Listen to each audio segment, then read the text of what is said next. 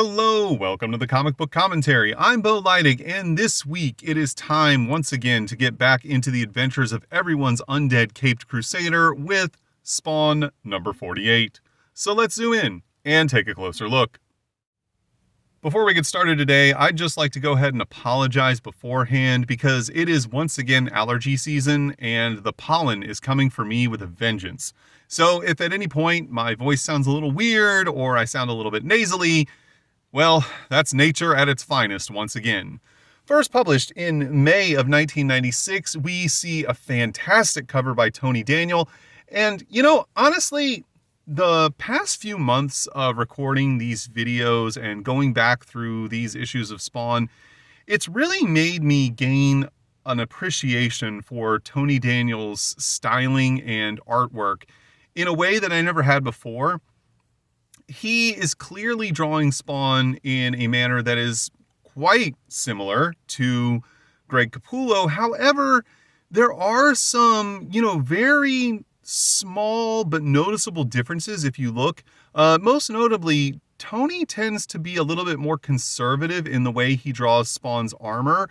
It's a bit more form-fitting in terms of the gauntlets and the bands. The big asymmetrical boot isn't quite as big when Tony draws it. However, despite the armor itself being more conservative, the spikes are actually a little bit more aggressive. You can see here they're a little bit more haphazard. They're not super uniform, and there's even small spikes spattered within the larger spikes. And it's just these weird little idiosyncrasies that make his artwork stand out in a way that's different enough from Greg's that if you're looking, you catch it, that I really like. And it's weird. You'd think that it's easy to write him off as, just kind of copying someone else's style or something like that.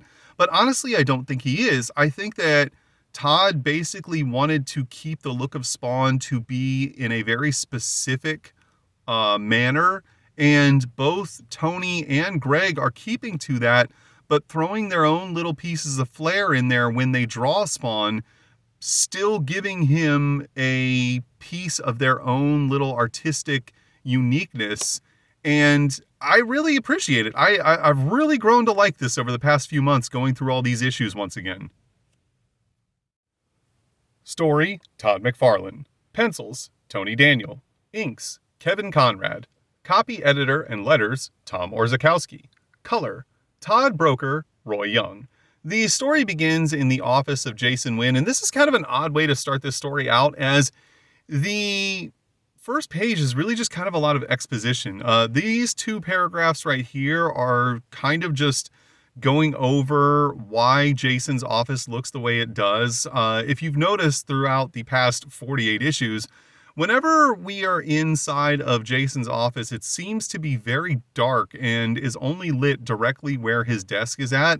And apparently that's on purpose and by design, and that's the way that Jason wanted this office to appear, so that it kind of gave everyone who entered his office a feeling of uneasiness, to kind of disarm them in a way and make them keep their focus directly on him and everything that he had going on in whatever meeting was taking place.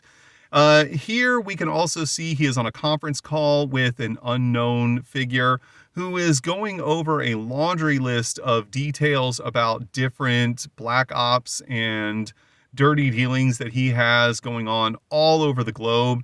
And Jason is calmly listening to all of this briefing so that he can make any tweaks and fine tunings that need to be done before any of this happens, if need be. We are then transported 10 hours into the future, where on Manhattan's Lower East Side, Sam Burke is giving his partner Twitch Williams the grand tour, as it were, of the new office space that Sam has rented for them to run their private investigation service out of. This, of course, is coming hot on the heels of them both being fired from the police department and needing to figure out some source of income that the two of them can use to live off of.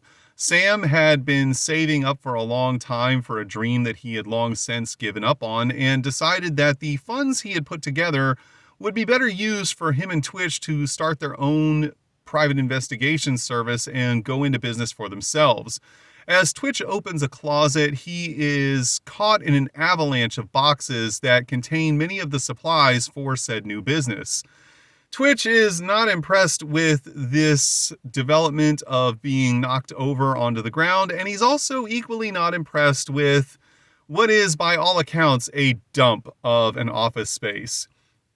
Sam, however, the eternal optimist, is very excited to show Twitch around, showing him the space that will be their office, telling him that, he really believed that he had to jump on this quickly because the realtor said that they had a lot of interest in this space.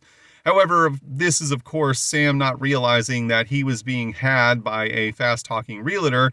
As Twitch even brings up, you said that we had a really quiet space, which seems to be the case given that there's no other tenants on this entire floor.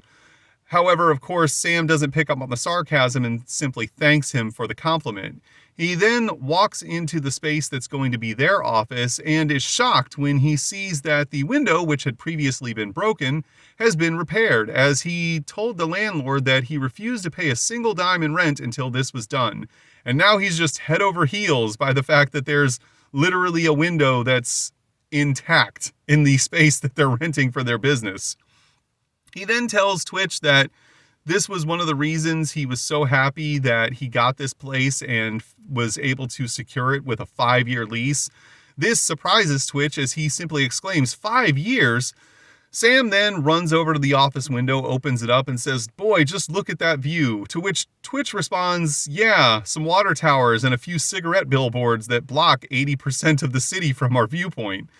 Then Sam tells him that, he was really excited by the fact that he only had to throw in an extra 20% on rent to secure this corner office space. Twitch, again, is not amused as a piece of plaster falls off of the ceiling and hits him in the head, as he simply congratulates Sam on the job well done, as it were. And once again, Sam, not picking up on the sarcasm, simply says, "Thanks, buddy."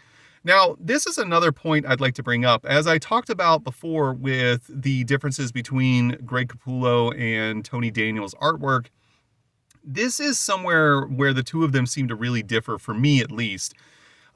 Greg always kind of drew Sam and Twitch with a more cartoonish appearance, whereas Tony seems to ground them more in reality and try to make them look more like actual human beings, whereas Greg's styling feels just more animated.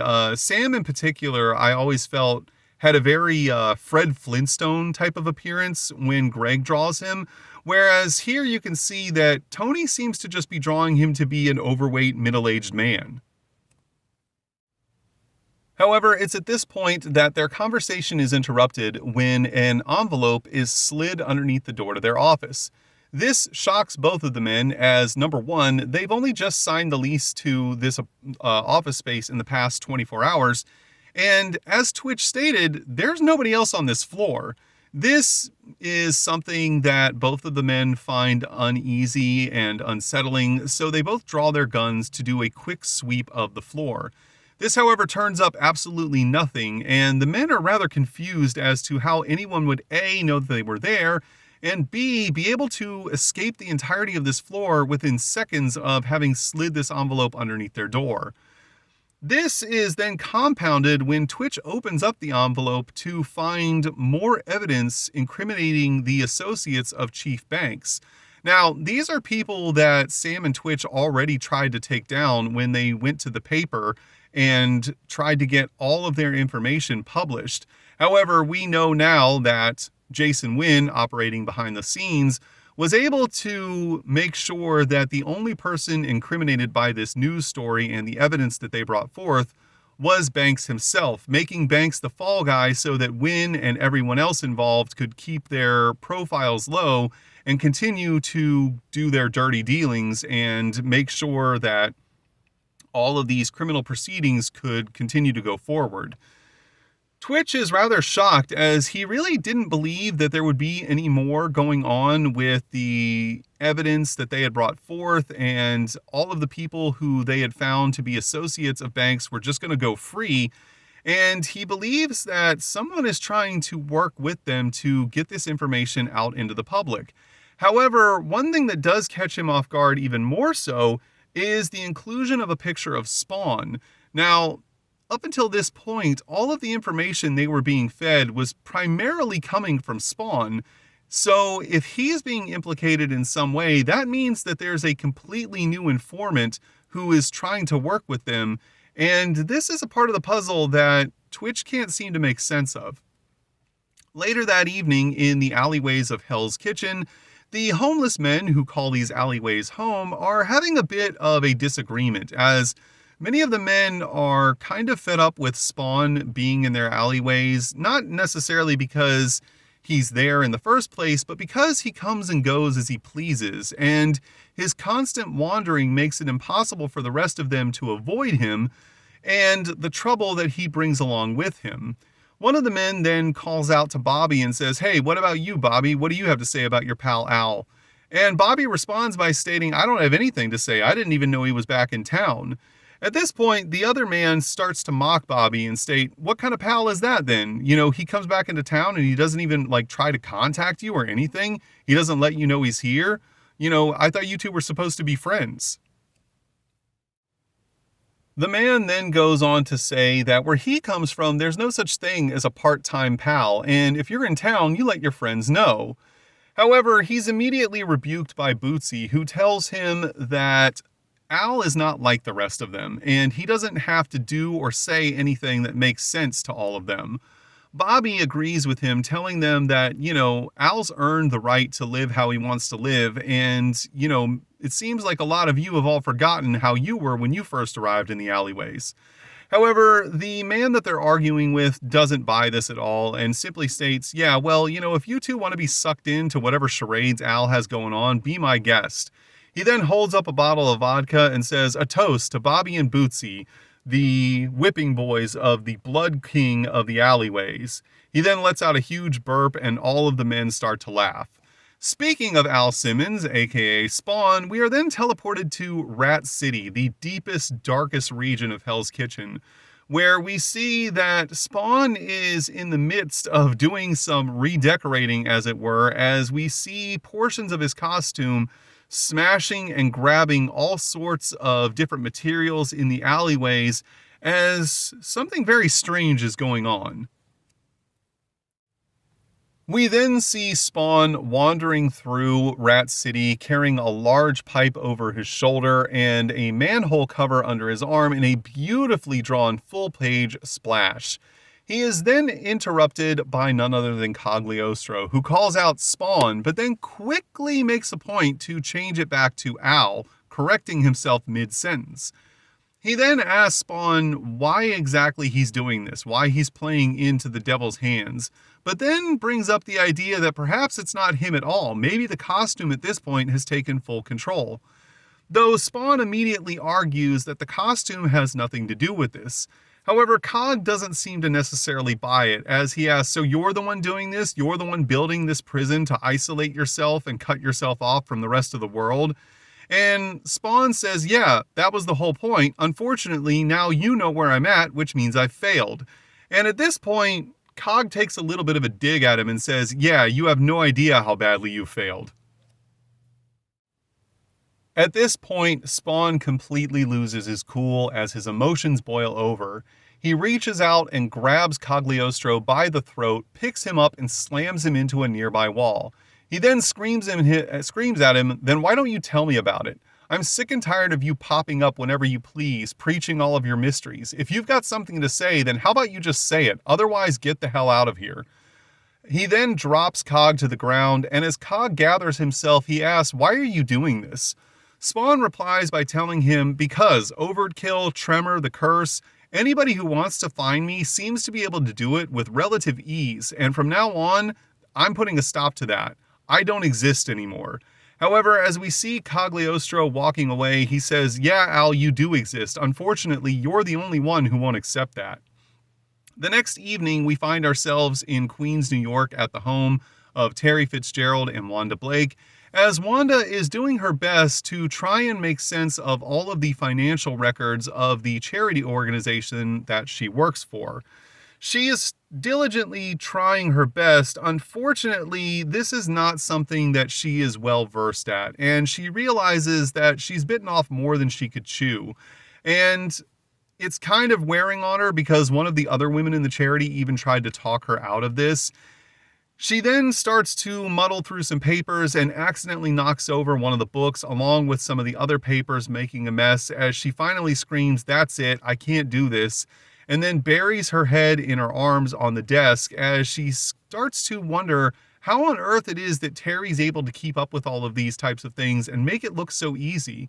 He's a whiz with financial records and bookkeeping, and she then brings up the fact that, he makes it look easy doing this with things that are of national security, and I'm just trying to make sure that the audit that we have with the government for our taxes is going to go smooth, and I can't even pull that off. Speaking of Terry Fitzgerald, we are then teleported to the CIA headquarters in New York City. Terry is once again working very late as he is continuing on his quest to try and dig up as much dirt and information about Jason Wynn as he can. And it's on this night that he finally makes a breakthrough. He's been able to discover one of Jason's back channels through some accounting discrepancies that shows Jason Wynn has been moving around money in ways that are very suspicious. This unfortunately is not exactly the smoking gun he needs, but as he continues to theorize about what his next move should be, suddenly his vision begins to blur. He starts to rub his eyes, and after several minutes it finally clears up, and this is once again playing into the fact that Terry's health is declining in a significant manner, and he once again ignores these warning signs as he tells himself it's just because he's been staring at the computer screen for so long. He then stands up and brings a stack of papers out to his secretary to be filed and asks her if she can handle this for him when suddenly their conversation is interrupted by none other than Jason Wynn himself, as he asks Terry if he's been able to make any headway about Spawn. He then tells Terry that the president's aides believe that Spawn is connected with some sort of foreign dignitaries, and they're looking for answers and connections about exactly why he would have made this terrorist attack on the U.S. soil that he did in issue number 36. This, of course, is in reference to the attack that he made on the CIA building, which had nothing to do with anything other than his vendetta against Jason Wynn, as his intention was to kill Wynn on that day, but he was stopped by Terry Fitzgerald. Terry tells Wynn that he's trying to make sure that he has all of the evidence needed to know exactly who's working with Spawn, and he wants to make sure that all of his ducks are in a row before he presents his findings to both Wynn and the president. And Wynn tells him, "That's fine. I want to make sure that we can nail him as well. So just keep working and make sure that you get all of this to me as soon as possible." Terry says that he'll have his report on his desk as soon as he has all of the information and evidence that he needs to get them exactly the results they want. Now, this of course is a blatant lie. He's not at all been working on trying to figure any of this stuff out about Spawn. He's been working on trying to get all of the information to nail Wynn, but he can't let Wynn know about that. And Wynn is, up until this point, very unaware of it, though he is still suspicious of Terry, despite not having any real evidence to link Terry to Spawn or to anyone else that's trying to harm him. As Wynn exits the room, Terry tells his secretary to hold all of his calls as he shuts the door to his office and sits at his desk. He's quite worried as he realizes that he just had a very close call, because if Wynn were to ever discover the digging that Terry is doing into him, he would enact a retribution that Terry doesn't even want to think about, especially given that Terry is rightfully quite convinced, even though he doesn't have the evidence to support it, that Jason Wynn is in fact the one who was behind setting him up for murder back in issues 20 through 24. However, it's at this point that Terry suddenly loses consciousness and blacks out at his desk, waking up several minutes later with his heart racing in a bit of a panic as he can't figure out what just happened.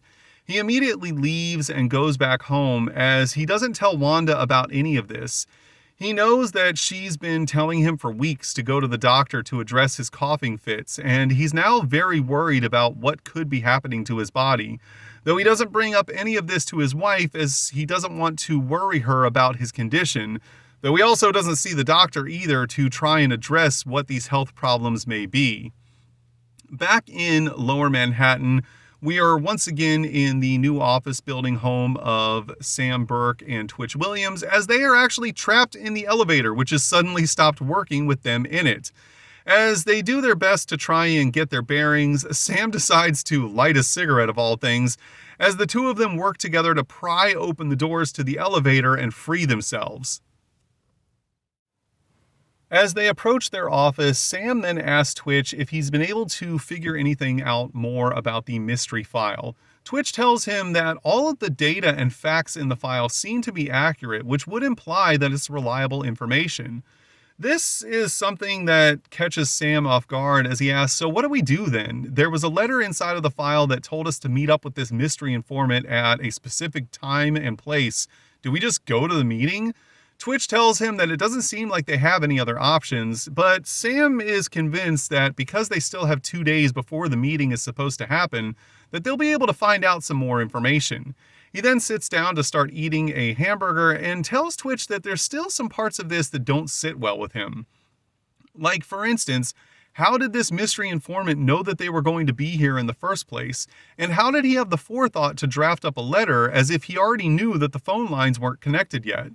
This is something that Twitch also feels uneasy about and says, whoever this mystery man is, he seems to be very familiar with us, and I don't know exactly why that is.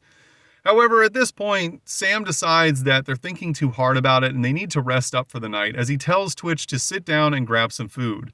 However, Twitch tells him that he's lost his appetite as he walks over to the fridge to put a bag lunch inside, as Sam states, hey, what do you think about the new fridge? It just got delivered today, as we see that it is already jam-packed with all sorts of sandwiches and snacks that Sam has put inside of it. We're then teleported back to Rat City, where we see Spawn holding up a handful of the worms that he brought back to the alleyways with him from West Virginia, as he is in the midst of absorbing all of their evil energy. We then learn through exposition that the worms are a creation of God that have somehow now been specialized to absorb sin from the living and transfer it as nourishment to the undead. Now, it doesn't ever explain how or why this is exactly happening, but we now have a little bit more info as to exactly what the process of these worms being used to feed energy to Spawn really is. The only other part of this that's very strange and a bit off-putting, especially for our hero, is that Spawn seems to have no control over any of this. His costume is the one willing this to happen, and though he's very aware of what's going on, he's powerless to stop it. However, thankfully for him, the whole process only takes a few moments, and after that, he once again regains control of himself. In another part of the alleyways, we see that many of the homeless men are gathered around a bonfire drinking, and Bobby starts to complain, stating that this bonfire couldn't keep his nose warm, let alone his body. And one of the other men says, Bobby, come on, you're drunk. And Bobby agrees and decides that at this point he needs to go and relieve himself. So as he makes his way to a secluded corner to do his business, he's suddenly grabbed out of the darkness by none other than Spawn. Bobby screams and says, God, Al, I think I just crapped myself. And Spawn tells him that he needs a favor. Bobby's happy to oblige, and Spawn tells him that he needs to disappear for a while because something's happening to him and he doesn't know what it is or how to stop it, but he knows that he has to be alone to deal with it. He then tells Bobby that he wants him to tell all of the other men in the alleyways that he's gone, but he's still going to be close enough by to monitor any situations that may occur. But he then tells Bobby that Bobby's the only one who needs to know about that. Bobby asks if there's anything else he can do to help, and Spawn says no, but thanks him anyway and tells him, I've already put you through way too much because of my problems, and it's time I start dealing with them myself and make sure to keep you out of harm's way. Bobby then asks Spawn where he's going to be, and Spawn responds by telling him that it's better off if he doesn't know and that he'll be safer that way. He then goes on to tell Bobby that there's bad things that are attracted to him, and a lot of these bad things are very dangerous to the people around him, and that he needs to make sure that he can figure out a way to protect the people closest to him. As he turns around to leave, he tells Bobby, "I'm not going to let you die a second time." And then he says, "Goodbye, my friend. We'll meet again." This, of course, is in reference to the point in which Bobby was killed and Spawn used his powers to resurrect him from the dead. And this, of course, led to its own set of problems that you can read about in my Spawn playlist. We then see that Spawn returns to Rat City and once again takes up his work, slowly but surely rearranging the landscape to build a secluded hideaway for himself. As we see at the bottom of the page, his power level now sits at 6,786. As we reach the final page of the story, we are once again in the office of Jason Wynn as he goes over the details of an upcoming mission on another conference call. However, this mission is unlike the ones we saw him talking about at the beginning of this book, as he brings up something very important to the story. He says that I have all that I need to bring about the demise of our two friends, as he reaches the end of the call and looks across the room to see Clown, aka the Violator, tell him, "I'll tell you, Jason, my boy, I love a good witch hunt." Now, we're not told specifically who these two individuals he's talking about are, but it stands to reason that they're either Sam and Twitch, or perhaps Terry and Wanda, or Terry and Spawn. There are several people that are in the crosshairs of the Violator, and it could be any of them, so we're going to have to stay tuned to see exactly how this plays out. We then get to image info, and this one is actually a little bit more unique as it's talking about things that happened. For instance, this picture right here is of all of the new toy lines that were going to be coming up for 1996. All the different Spawn action figures, I should say. And as you can see, the line was actually quite big that year. We then get a picture of both Al Simmons, the real Al Simmons, and a woman by the name of Alice Pilch, and they are dressed as Spawn and Angela for the booth that was happening at Toy Fair that year. And then we get a picture of a jet ski that has a custom Spawn Angela paint scheme on it. Now, this was a picture submitted by a man named Steve Craig, who is the artist that painted this jet ski. And it brings up something very interesting as Terry Fitzgerald goes on to clarify in this image info that he wants to make it perfectly clear they have no problem with people doing this sort of thing where it's just kind of a one-off artistic expression or a proof of concept, if you will. But if at any point someone decides to start trying to mass produce things like this with the imagery of Spawn or other images that are owned by, or other characters, I should say, that are owned by Todd McFarlane, they are going to be sued, which is fair. I mean, if you don't own these characters, you can't just start making money off of them. However, I do find it a little bit ironic given that Angela is one of the characters featured on this jet ski and the legal troubles that Todd would find himself in for quite some time based on the perceived ownership of Angela and it not actually belonging to him in the end. We then reach the spawning ground, this of course being the letter section where readers can write into Todd and potentially have their letters printed along with responses from Todd within the pages of the book itself. And there's some interesting things going on in this month's book. Most notably is that a lot of readers kind of seem to be a little bit confused about how the plot progression of Spawn works. This is because even though Spawn is the central character, he is not the only one driving the story. The ensemble cast of the book is helping to move the overarching plot along, and therefore this requires Todd to devote several pages at minimum in every issue to these ancillary characters: Sam and Twitch, Terry and Wanda, the Violator, Jason Wynn, the bums in the alleyway, you name it. They all have specific roles that they're playing to progress the narrative, And as a result, it means that the whole book doesn't always revolve directly around Spawn. And in some cases, it barely revolves directly around Spawn, most notably in issue 43, where we saw almost the entirety of that book devoted to the story of Sam and Twitch, culminating with the death of Chief Banks. And Spawn was barely featured at all in that issue. And Todd goes on to try and explain this, that, listen, this isn't something I do all the time, because the one reader who brought this up seemed to be really angry about Sam and Twitch being the focus of a book and Spawn not being the focus of said book. And it's like, it just seemed like a really weird complaint, given that that was the first time Todd had ever done an issue in that manner. And Todd brings that up. He's like, for one issue in a total of 43 issues, I made the story focus around Sam and Twitch. It seems a little odd that you're so angered by this happening once in several years of comics being printed. And I kind of get it.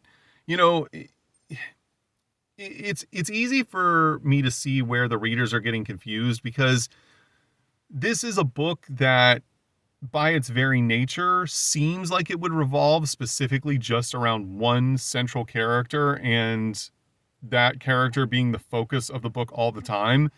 Unlike a book such as like X-Men or something like that, where going into it that the whole book is an ensemble cast, and therefore you might have one issue that focuses on Cyclops and another issue that focuses on Storm, and so on and so on.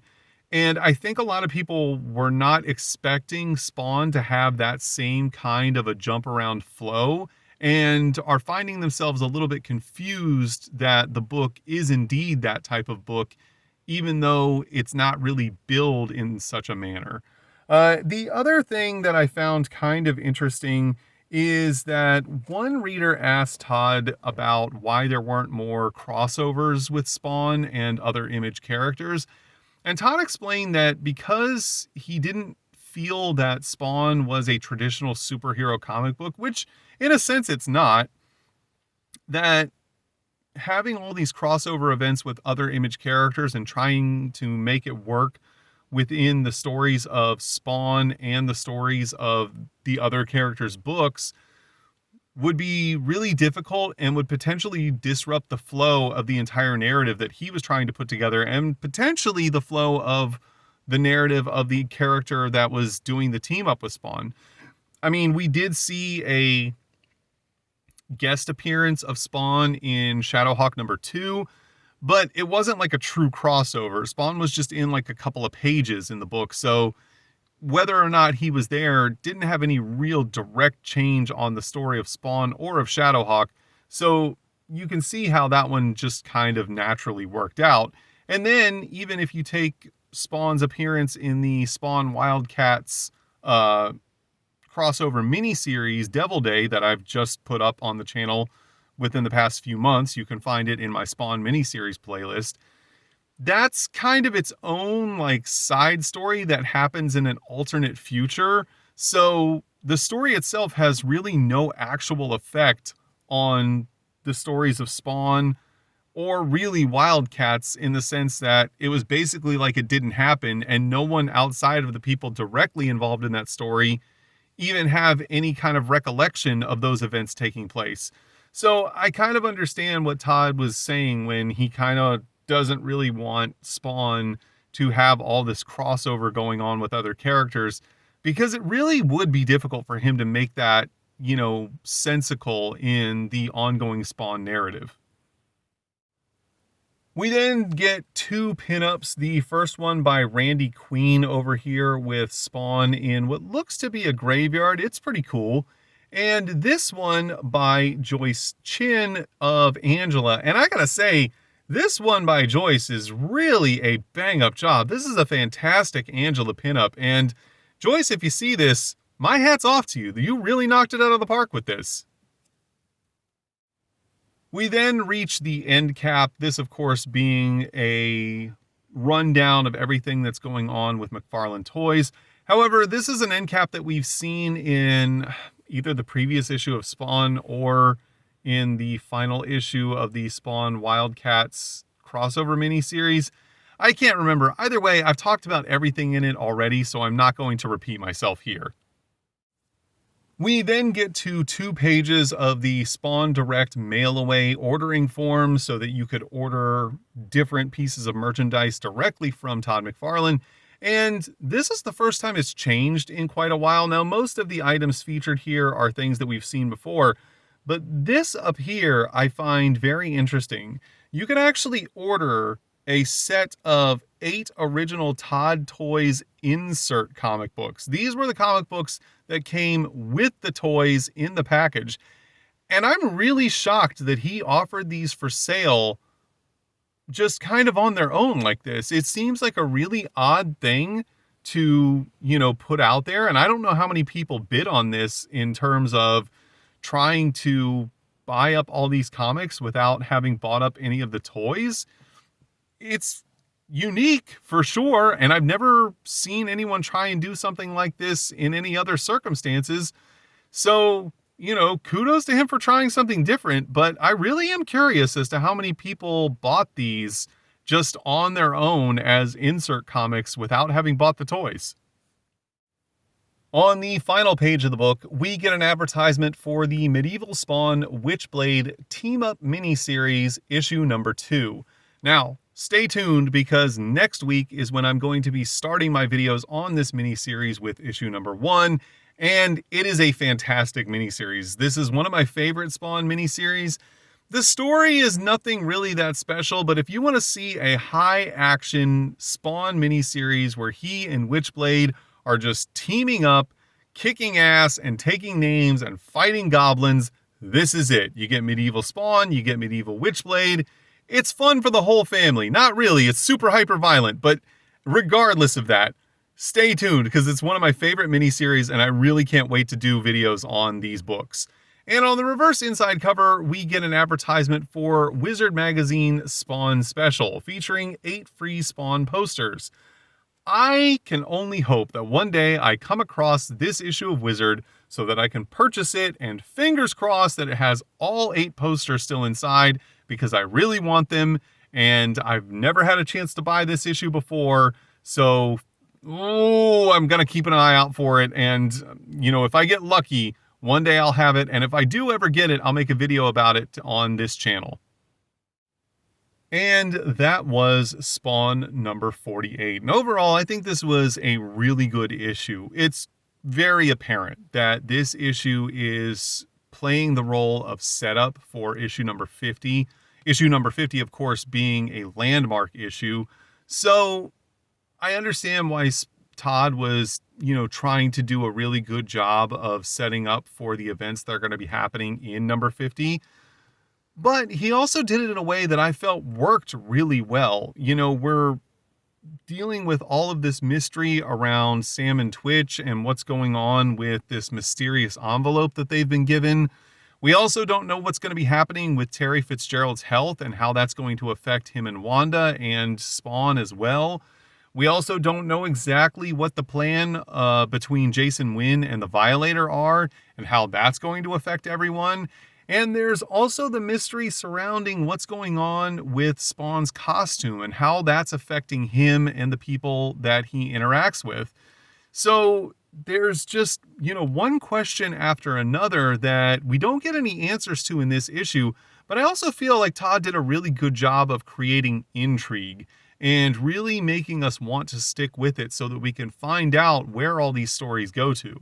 But then again, these are just my opinions. Your opinion may be that this issue was terrible and boring because nothing really got explained and we're left with nothing but questions of what's going to happen with all of these characters. And if that's the case, it's okay because everyone's entitled to their own opinion. If you enjoyed today's video, please feel free to like, comment, and subscribe. And thanks for stopping by. Have a great day.